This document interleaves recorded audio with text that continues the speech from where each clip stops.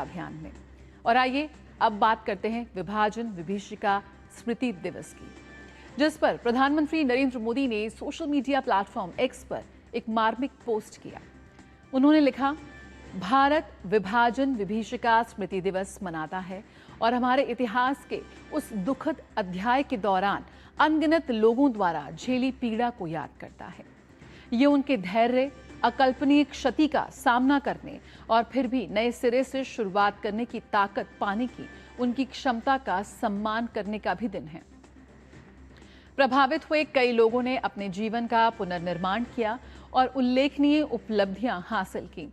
ये दिन हमारे देश को एक सूत्र में पिरोने वाले सद्भाव के बंधन को मजबूत करने की हमारी स्थायी जिम्मेदारी की भी याद दिलाता है। विभाजन विभीषिका स्मृति दिवस पर गृह मंत्री अमित शाह ने एक्स पर लिखा कि विभाजन विभीषिका स्मृति दिवस पर देश के विभाजन और उसकी त्रासदी के शिकार लोगों के दर्द को याद कर संवेदना व्यक्त करने का दिन है। इस दिन कांग्रेस ने देश को टुकड़ों में बांटकर मां भारती के स्वाभिमान को चोट पहुंचाई। विभाजन के कारण हिंसा, शोषण और अत्याचार हुए और करोड़ों लोगों ने विस्थापन झेला। मैं उन सभी लोगों के प्रति मन की गहराई से श्रद्धांजलि अर्पित करता हूं। देश विभाजन के इस इतिहास और दर्द को कभी भुला नहीं सकेगा। विभाजन की इस विभीषिका में अपनी जान गंवाने वाले लोगों को श्रद्धांजलि अर्पित करता हूं।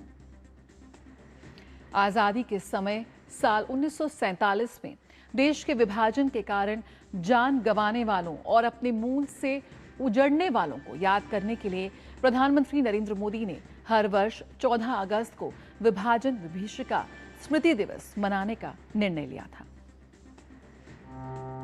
14 अगस्त 1947 वो तारीख है जब भारत को काटकर बांट दिया गया था और भारत के भौगोलिक रूप से 3 टुकड़े कर दिए गए थे, जिनमें से पश्चिमी पाकिस्तान और पूर्वी पाकिस्तान नाम के 2 टुकड़ों को साथ लेकर धर्म के आधार पर एक नया देश बनाया गया, पाकिस्तान। लेकिन विभाजन के बाद कीमत चुकाई इस देश के करोड़ों मासूम लोगों ने। लाखों परिवारों के इन करोड़ों लोगों को अपना घर बार सब कुछ छोड़कर भागना पड़ा। महिलाओं और बेटियों से बलात्कार, लूटमार और नरसंहार की इस पूरी दास्तान को शब्दों में बयान कर पाना बिल्कुल ही मुमकिन नहीं है। जब ये अभागे अपना सब कुछ गंवाकर भारत आए, लेकिन उस समय के भारत के नेताओं से इनको वो सहारा नहीं मिल पाया जो इन्हें मिलना चाहिए था। यहां तक कि समय के साथ धीरे धीरे इनके दर्द के बारे में बातें करना भी बहुत कम हो गया। परंतु पीएम मोदी ने वर्ष 2021 में लाल किले के प्राचीर से एक बड़ा निर्णय लिया। हर वर्ष 14 अगस्त को विभाजन विभीषिका स्मृति दिवस के रूप में याद किया जाएगा।